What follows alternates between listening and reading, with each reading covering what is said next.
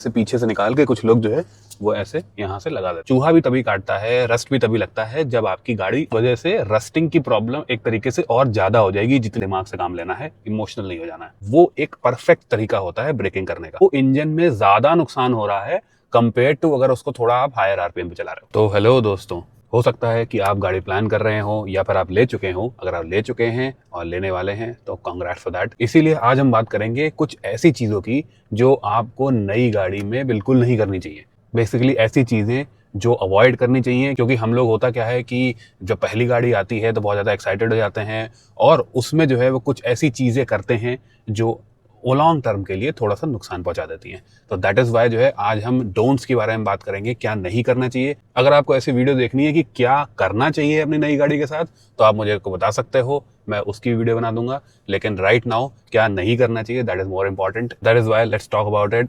मैं हूं आपको होस्ट दोस्त यश, आप देख रहे हैं drive time and let's see कि आपको नई गाड़ी के साथ कौन सी चीज़ों में सतर्क रहना चाहिए, क्या चीज़ें नहीं करनी चाहिए।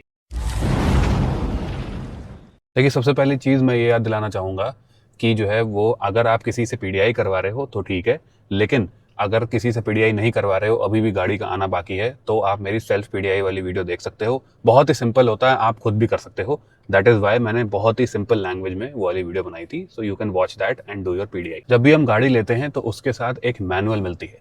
जब आप मैनुअल ढंग से पढ़ोगे तो आपको ऑटोमेटिकली समझ में आ जाएगा कि यहाँ पे बहुत सारी चीज़ें मैं क्यों ऐसे इंक्लूड कर रहा हूँ, क्योंकि उसमें ऑलरेडी लिखी हुई रहती हैं, लेकिन उनको ध्यान से पढ़ना इज़ वेरी इंपॉर्टेंट। तो सबसे पहली चीज़ हम आ जाते हैं, विच इज़ कि आप तुरंत शोरूम से बाहर निकले और आपने पेट्रोल डलवाया तो आपको क्या नहीं करना है।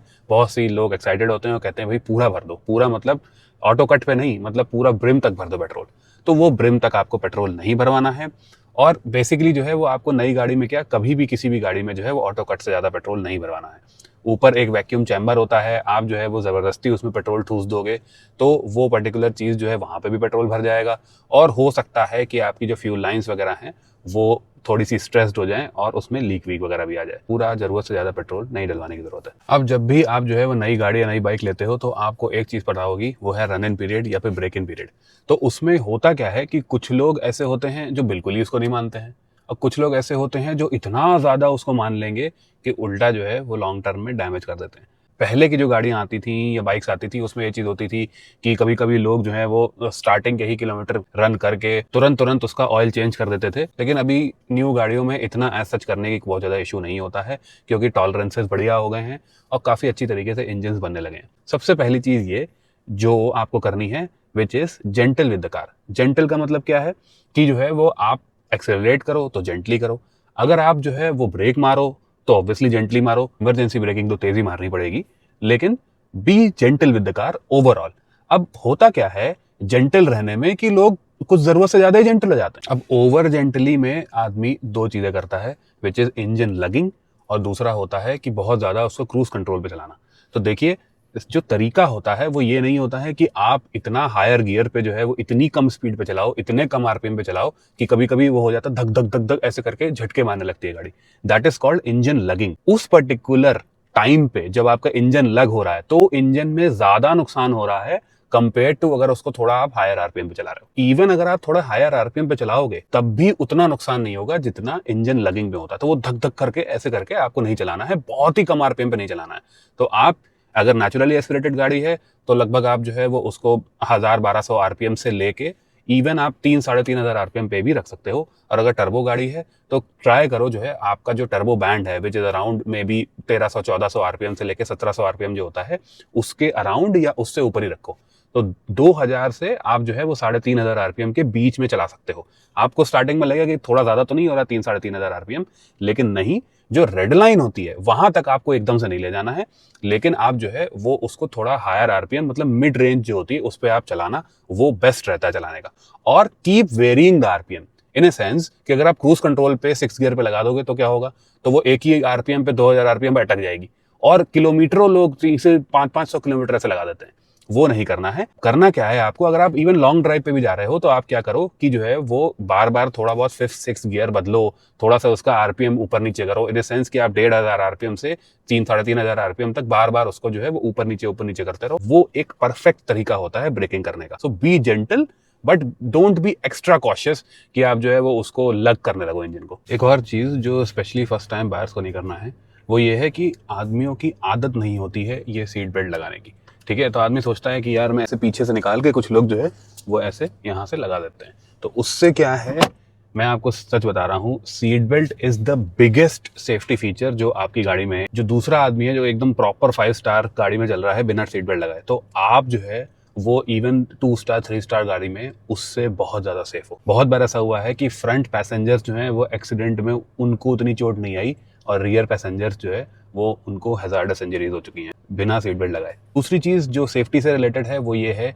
कि आपको बच्चों की बातें जो है वो उतनी नहीं माननी है। फर्स्ट गाड़ी होती है, बच्चे कहते हैं सनरूफ से बाहर निकलना है और आगे बैठना है, आगे गोद में बैठना है।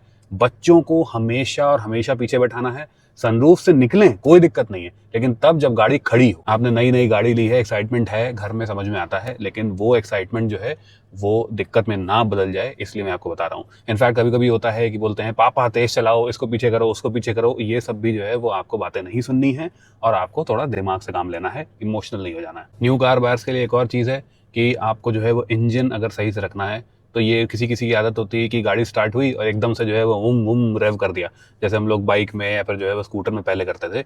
वो बिल्कुल भी करने की ज़रूरत नहीं है। फ्यूल इंजेक्टेड जो गाड़ियाँ होती हैं वो अपने आप को वार्म अप कर लेती हैं थोड़े टाइम में। तो बस आपको थोड़ा सा आइडल पे रहना है।